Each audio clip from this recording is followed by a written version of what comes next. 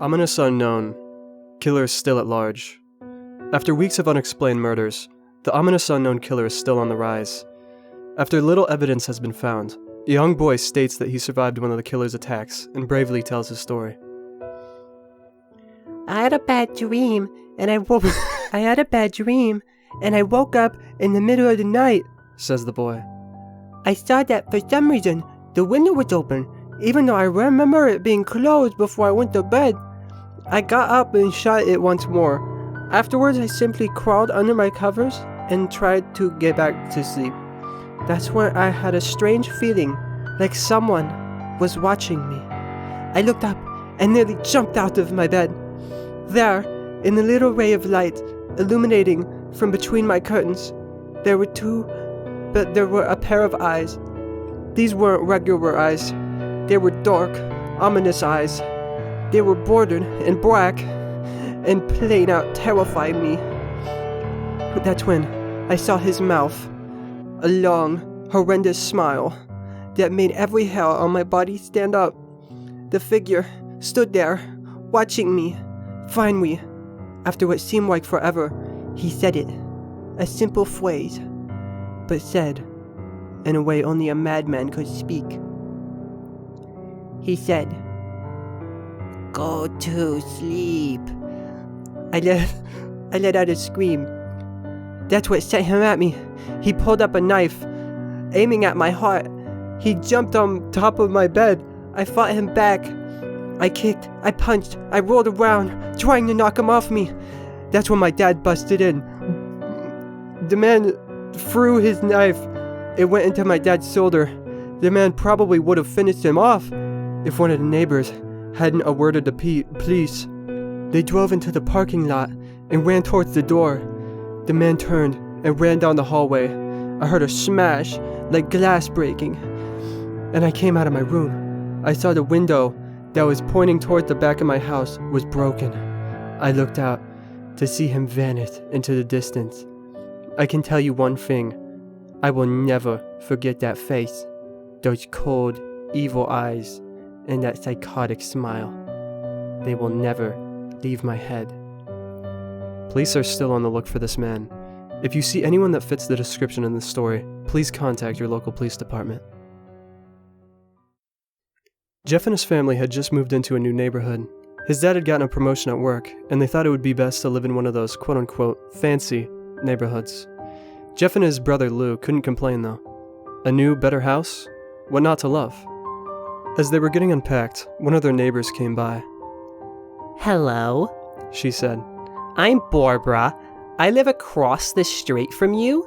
Well, I just wanted to introduce myself and to introduce my son." She turns around and calls her son over. "Billy, these are our new neighbors." Billy said, "Hi," and ran back to play in his yard. "Well," said Jeff's mom, "I'm Margaret, and this is my husband, Peter, and my two sons, Jeff and Lou." They each introduced themselves, and then Barbara invited them to her son's birthday. Jeff and his brother were about to object when their mother said that they would love to. When Jeff and his family are done packing, Jeff went up to his mom. "Mom, why do you invite us to some kid's party? If you haven't noticed, I'm not some dumb kid." "Jeff," said his mother, "we just moved here, and it should show that we want to spend time with our neighbors. Now, we're going to that party, and that's final." Jeff started to talk, but stopped himself, knowing that he couldn't do anything. Whenever his mom said something, it was final. He walked up to his room and plopped down on his bed. He sat there looking at his ceiling when suddenly, he got a weird feeling. Not so much a pain, but a weird feeling. He dismissed it as just some random feeling. He heard his mother call down to him to get his stuff. He walked down to get it. The next day, Jeff walked downstairs to get breakfast and get ready for school. As he sat there, eating his breakfast, once again he got that feeling. This time, it was stronger. It gave him a slight tugging pain, but he once again dismissed it. As he and Lou finished breakfast, they walked down to the bus stop. They sat there waiting for the bus, and then, all of a sudden, some kid on a skateboard jumped over them, only inches above their laps. They both jumped back in surprise. "Hey, what the hell?" The kid landed and turned back to them. He kicked his skateboard up and caught it with his hands. The kid seemed to be about 12, 1 year younger than Jeff.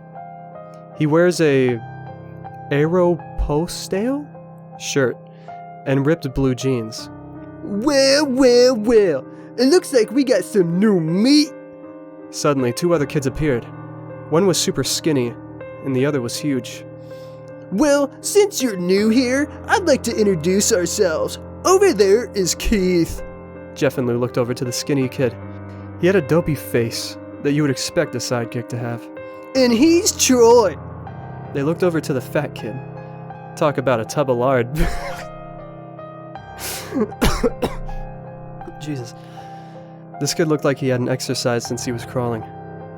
And I, said the first kid, am Randy. Now, for all the kids in this neighborhood, there's a small price for bus fare, if you catch my drift. Lou stood up, ready to punch the lights out of this kid's eyes, when one of his friends pulled a knife on him. Tisk, tisk, tisk. I had hoped you would be more cooperative, but it seems we must do this the hard way. The kid walked up to Lou and took his wallet out of his pocket. Jeff got that feeling again, but now it was truly strong, a burning sensation. He stood up, but Lou gestured him to sit down. Jeff ignored him and walked up to the kid. Listen here, you little punk. Give back my bro's wallet or else. Randy put the wallet in his pocket and pulled out his own knife. Oh? And what will, you do? Just as he finished his sentence, Jeff popped the kid in the nose. As Randy reached for his face, Jeff grabbed the kid's wrist and broke it. Randy screamed and Jeff grabbed the knife from his hand. Troy and Keith rushed Jeff, but Jeff was too quick. He threw Randy to the ground. Keith lashed out at him, but Jeff ducked and stabbed him in the arm. Keith dropped his knife and fell to the ground screaming. Troy rushed him too, but Jeff didn't even need the knife. He just punched Troy straight in the stomach, and Troy went down. As he fell, he puked all over. Lou could do nothing but watch in amazement at Jeff. "Jeff, how'd you?" That was all he said. They saw the bus coming and knew they'd be blamed for the whole thing, so they started running as fast as they could. As they ran, they looked back and saw the bus driver rushing over to Randy and the others. As Jeff and Lou made it to school, they didn't dare tell what happened. All they did was sit and listen. Lou just thought of that as his brother beating up a few kids, but Jeff knew it was more. It was something scary. As he got that feeling, he felt how powerful it was, the urge to just hurt someone. He didn't like how it sounded, but he couldn't help feeling happy. He felt that strange feeling go away and stay away for the entire day of school.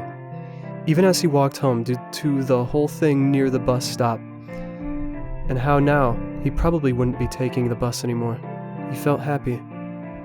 When he got home, his parents asked him how his day was, and he just said, in a somewhat ominous voice, "It was a wonderful day." Next morning, he heard a knock at his front door.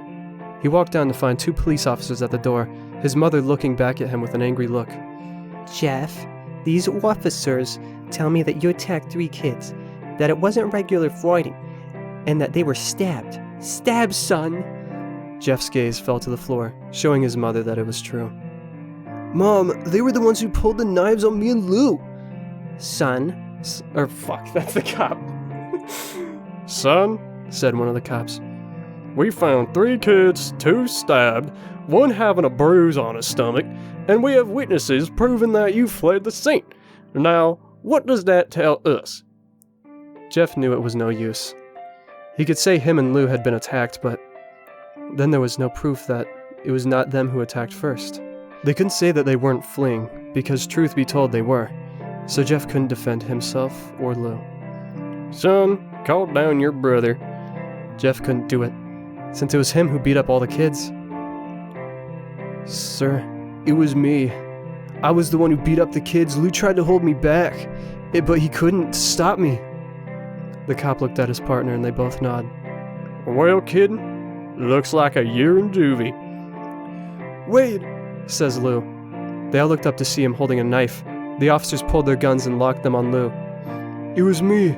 I beat up those little punks. Have the marks to prove it." He lifted up his sleeves to reveal cuts and bruises, as if he was in a struggle.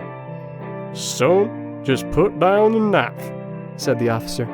Lou held up the knife and dropped it to the ground. He put his hands up and walked over to the cops. No, Lou, it was me. I did it. Jeff had tears running down his face. Poor bro, trying to take the blame for what I did. Well, take me away. The police led Lou out to the patrol car. Lou, tell them it was me! Tell them! I was the one who beat up those kids! Jeff's mother put her hands on his shoulders. Jeff, please. You don't have to lie. We know it's Lou. You can stop. Jeff watched helplessly as the cop car speeds off with Lou inside. A few minutes later, Jeff's dad pulled into the driveway, seeing Jeff's face and knowing something was wrong. Son, what is it? Jeff couldn't answer. His vocal cords were strained from crying. Instead, Jeff's mother walked his father inside to break the bad news to him as Jeff wept in the driveway. After an hour or so, Jeff walked back into the house, seeing that his parents were both shocked, sad, and disappointed. He couldn't look at them. He couldn't see how they thought of Lou when it was his fault. He just went to sleep, trying to get the whole thing off his mind. 2 days went by, with no word from Lou at JCD. No friends to hang out with, nothing but sadness and guilt. That is until Saturday, when Jeff is woke up by his mother, with a happy, sunshiny face. Jeff, it's the day, she said as she opened up from the... I can't do it. She said as she opened up the curtains and let the light flood into his room. What's today? Asked Jeff as he stirs awake. Why, it's Billy's party. He was now fully awake. Mom, you're joking, right? You don't expect me to go to some kid's party after... There was a long pause. Jeff, we both know what happened. I think this party could be the thing that brightens up the past days. Now, get dressed. Jeff's mother walked out of his room and downstairs to get herself ready. He fought himself to get up. He picked out a random shirt and a pair of jeans and walked downstairs. He saw his mother and father all dressed up. His mother in a dress and his father in a suit. He thought, why would they ever wear such fancy clothes to a kid's party? Son, is that all you're going to wear? Said Jeff's mom. Better than wearing too much, he said. His mother pushed down the feeling to yell at him and hid it with a smile. Now, Jeff, we may be overdressed, but this is... Oh, that's the father. Whoops. No, Jeff, we may be overdressed, but this is how you go if you want to make an impression, said his father. Jeff grunted and went back up to his room. I don't have any fancy clothes, he yelled downstairs. Just pick something out, called his mother. He looked around in his closet for what he could call fancy. He found a pair of black dress pants he had for special occasions and an undershirt. He couldn't find a shirt to go with it, though. He looked around and found only striped and patterned shirts, none of which go with the dress pants. Finally, he found a white hoodie and put it on. You're wearing that? They both said. His mother looked at her watch. Oh, no time to change. Let's just go, she said as she herded Jeff and his father out of the door. They crossed the street over to Barbara and Billy's house. They knocked on the door and it appeared that Barbara, just like his parents, way overdressed. As they walked inside, all Jeff could see were adults, no kids. The kids are all out in the yard, Jeff. How about you go and meet some of them? Said Barbara. Jeff walked outside to a yard full of kids. They were running around in weird cowboy costumes and shooting each other with plastic guns. You might as well be standing in a Toys R Us. Rest in peace. Suddenly a kid came up to him and handed him a toy gun and hat. Hey, wanna play? He said. Oh no, kid, I'm way too old for this stuff. The kid looked at him with that weird puppy dog face. Please, said the kid. Fine, said Jeff. He put on the hat and started to pretend to shoot at the kids. At first he thought it was totally ridiculous, but then he started to actually have fun. It might not have been super cool, but it was the first time he had done something that took his mind off of Lou. So he played with the kids for a while, until he heard a noise, a weird, rolling noise. Then it hit him. Randy, Troy, and Keith all jumped over the fence on their skateboards. Jeff dropped the fake gun and ripped off the hat. Randy looked at Jeff with a burning hatred. Hello, Jeff, is it? He said. We have some unfinished business. Jeff saw his bruised nose. I think we're even. I beat the crap out of you, and you got my brother sent to JCD. Randy got an angry look in his eyes. Oh no, I don't go for even. I go for winning. You may have kicked our asses that one day, but not today. As he said that, Randy rushed at Jeff. They both fell to the ground. Randy punched Jeff in the nose, and Jeff grabbed him by the ears and head and butted him. Jeff pushed Randy off of him, and both rose to their feet. Kids were screaming, and parents were running out of the house. Troy and Keith both pulled out guns out of their pockets. No one interrupt, or guts will fly, they said. Randy pulled a knife on Jeff and stabbed it into his shoulder. Jeff screamed and fell to his knees. Randy started kicking him in the face. After 3 kicks, Jeff grabbed his foot and twists it, causing Randy to fall to the ground. Jeff stood up and walked towards the back door. Troy grabbed him. Need some help? He picks Jeff up by the back of his collar and throws him through the patio door. As Jeff tries to stand, he's kicked down to the ground. Randy repeatedly starts kicking Jeff until he starts to cough up blood. Come on, Jeff! Fight me! He picks Jeff up and throws him into the kitchen. Randy sees a bottle of vodka on the counter and smashes the glass over Jeff's head. Fight! He throws Jeff back into the living room. Come on, Jeff! Look at me! Jeff glances up, his face riddled with blood. I was the one who got your brother sent to JCD! And now you're just gonna sit here and let him rot in there for a whole year! You should be ashamed! Jeff starts to get up. Oh, finally! You stand the fight! Jeff is now to his feet, blood and vodka on his face. Once again, he gets that strange feeling, the one in which he hasn't felt for a while. Finally, he's up, says Randy as he runs at Jeff. That's when it happens. Something inside Jeff snaps. His psyche is destroyed. All rational thinking is gone. All he can do is kill. He grabs Randy and a pile drives him into the ground. He gets on top of him and punches him straight in the heart. The punch causes Randy's heart to stop. As Randy gasps for breath, Jeff hammers down on him, punch after punch. Blood gushes from Randy's body until he takes one final breath and dies. Everyone is looking at Jeff now. The parents, the crying kids, even Troy and Keith, although they easily break from their gaze and point their guns at Jeff. Jeff sees the guns trained on him and runs for the stairs. As he runs, Troy and Keith let out fire on him, each shot missing. Jeff runs up the stairs. He hears Troy and Keith follow up behind him. As they let out their final rounds of bullets, Jeff ducks into the bathroom. He grabs the towel rack and rips it off the wall. Troy and Keith race in, knives ready. Troy swings his knife at Jeff, who backs away and bangs the towel rack into Troy's face. Troy goes down hard, and now all that's left is Keith. He's more agile than Troy, though, and ducks when Jeff swings the towel rack. He dropped the knife and grabbed Jeff by the neck. He pushed him into the wall. A thing of bleach fell down on top of him from the top shelf. It burnt both of them, and they both started to scream. Jeff wiped his eyes as best as he could. He pulled back the towel rack and swung it straight into Keith's head. As he lay there, bleeding to death, he let out an ominous smile. What's so funny? Asked Jeff. Keith pulled out a lighter and switched it on. What's funny, he said, is that you're covered in bleach and alcohol. Jeff's eyes widened as Keith threw the lighter at him. As soon as the flame made contact with him, the flames ignited the alcohol in the vodka. While the alcohol burned him, the bleach bleached his skin. Jeff let out a terrible screech as he caught on fire. He tried to roll out the fire, but it was no use. The alcohol had made him a walking inferno. He ran down the hall and fell down the stairs. Everybody started screaming as they saw Jeff, now a man on fire, drop to the ground, nearly dead. The last thing Jeff saw was his mother and the other parents trying to extinguish the flame. That's when he passed out. When Jeff woke, he had a cast wrapped around his face. He couldn't see anything, but he felt a cast on his shoulder and stitches all over his body. He tried to stand up, but he realized that there was some tube in his arm. And when he tried to get up, it fell out, and a nurse rushed in. I don't think you can get out of bed just yet, she said as she put him back in his bed and reinserted the tube. Jeff sat there, with no vision, no idea of what his surroundings were. Finally, after hours, he heard his mother. Honey, are you okay? She said. Jeff couldn't answer, though.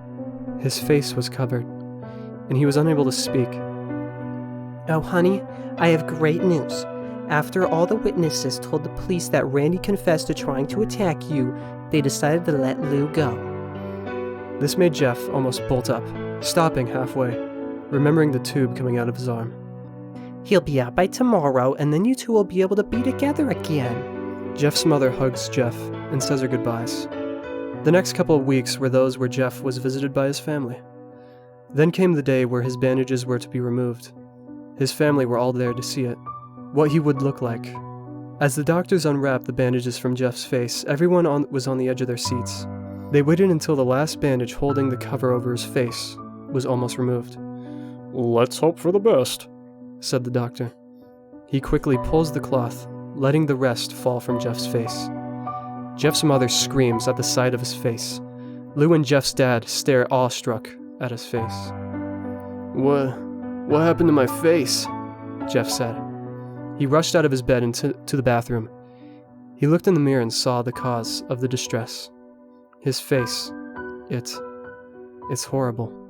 His lips were burnt into a deep shade of red. His face was turned into a pure white color, and his hair singed from brown to black. He slowly put his hand to his face. It had sort of a leathery feel to it now. He looked back at his family, then back at the mirror. "Jeff," said Lou, it's not that bad." "Not that bad?" said Jeff. "It's perfect." His family were equally surprised. Jeff started laughing uncontrollably. His parents noticed that his left eye and hand were twitching. Jeff, are you okay? "Okay, I've never felt more happy. Ha ha ha ha ha ha! Look at me! This face goes perfectly with me!" He couldn't stop laughing. He stroked his face, feeling it, looking at it in the mirror. What caused this? Well, you may recall that when Jeff was fighting Randy, something in his mind, his sanity, snapped. And now he was left as a crazy killing machine. That is, his parents didn't know. "Doctor," said Jeff's mom, "is my son alright, like, in the head?" "Oh yes, this behavior is typical for patients that have taken very large amounts of painkiller. If his behavior doesn't change in the next few weeks, bring him back here. We'll give him a psychological test." "Thank you, doctor." Jeff's mother went over to Jeff. "Jeff, sweetie, it's time to go." Jeff looks away from the mirror. His face still formed into a crazy smile. "'Kay, mommy, ha ha ha!" His mother took him by the shoulder and took him to get his clothes. "This is what came in," said the lady at the desk. Jeff's mom looked down to see the black dress pants and the white hoodie her son wore. Now they were clean of blood and now stitched together. Jeff's mother led him to his... Wait, they were son of fire. How are they like... Jeff's mother led him to his room and made him put his clothes on. Then they left, not knowing that this was their final day of life. Later that night, Jeff's mother woke to a sound coming from the bathroom. It sounded as if someone was crying. She slowly walked over to see what it was. When she looked into the bathroom, she saw a horrendous sight.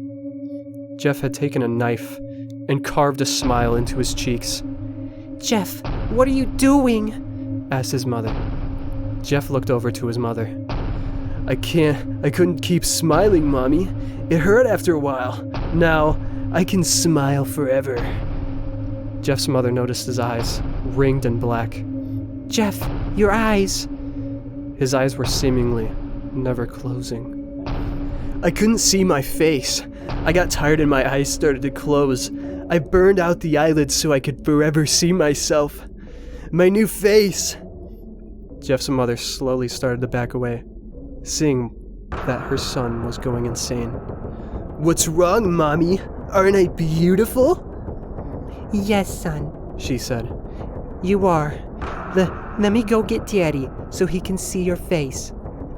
She ran into the room and shook Jeff's dad from his sleep.